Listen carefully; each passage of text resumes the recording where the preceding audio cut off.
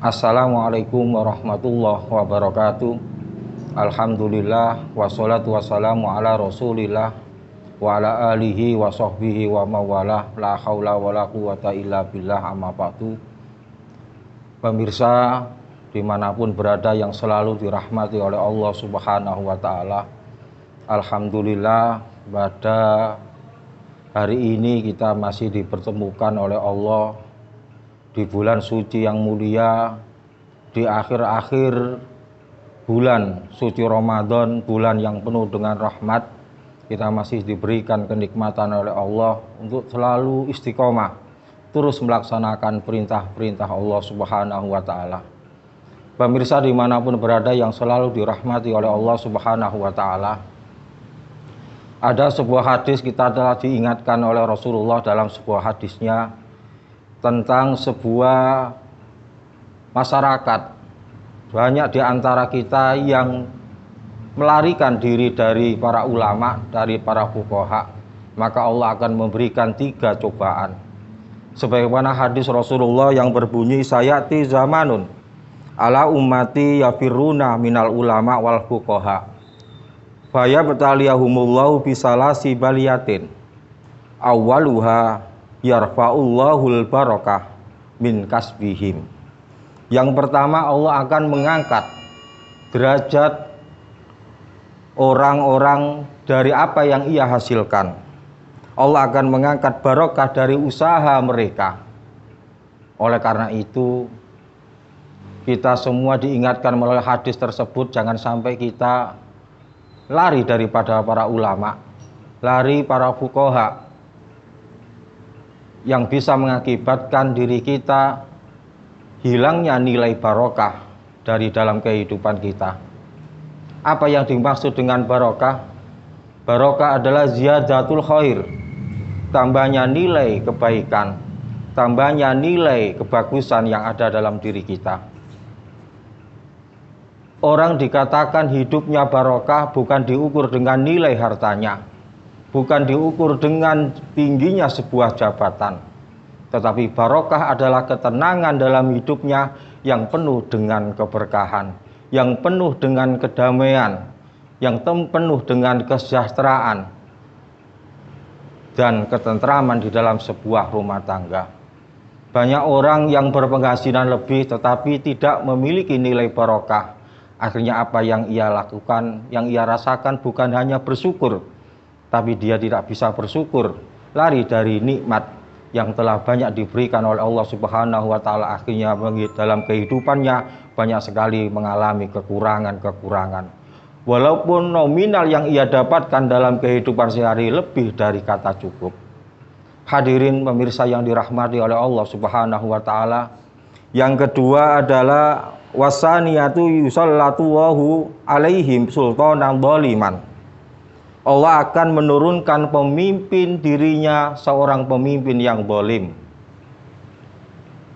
Banyak di antara para pemimpin-pemimpin kita bukan lagi memimpin, mengayomi sebuah masyarakatnya, sebuah rakyatnya, tetapi banyak di antara pemimpin-pemimpin kita yang malah sebaliknya kepingin dirinya untuk selalu dihormati oleh masyarakatnya. Bukan malah mengayomi, tetapi pingin untuk dilayani oleh rakyatnya.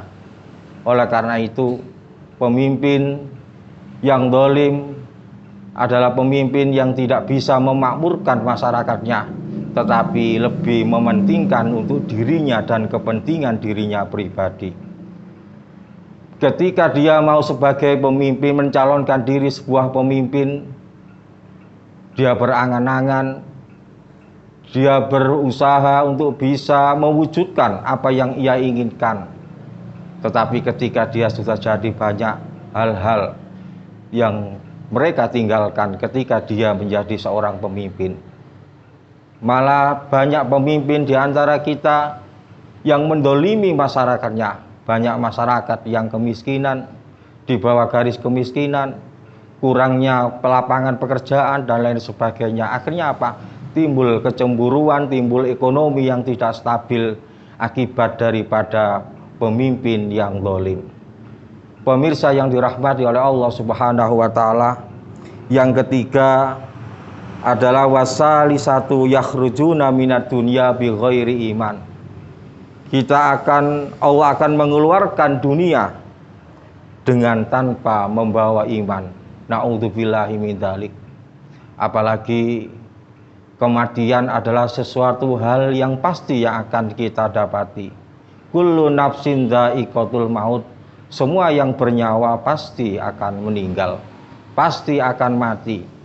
Tergantung Allah kapan Allah akan memanggil kita.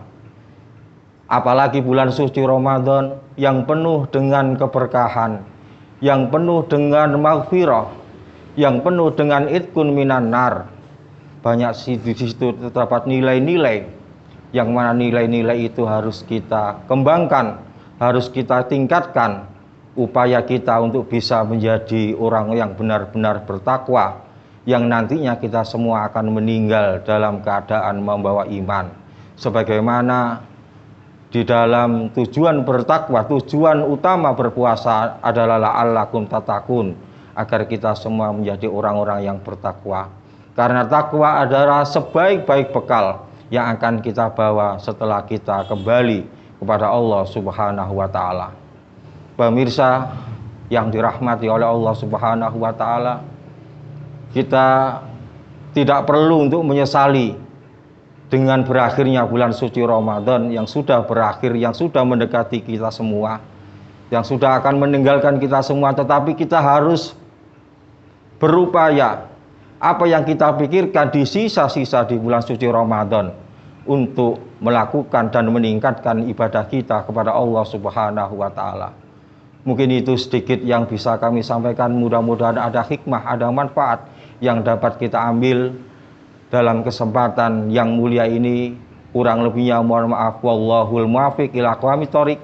Wassalamualaikum warahmatullahi wabarakatuh.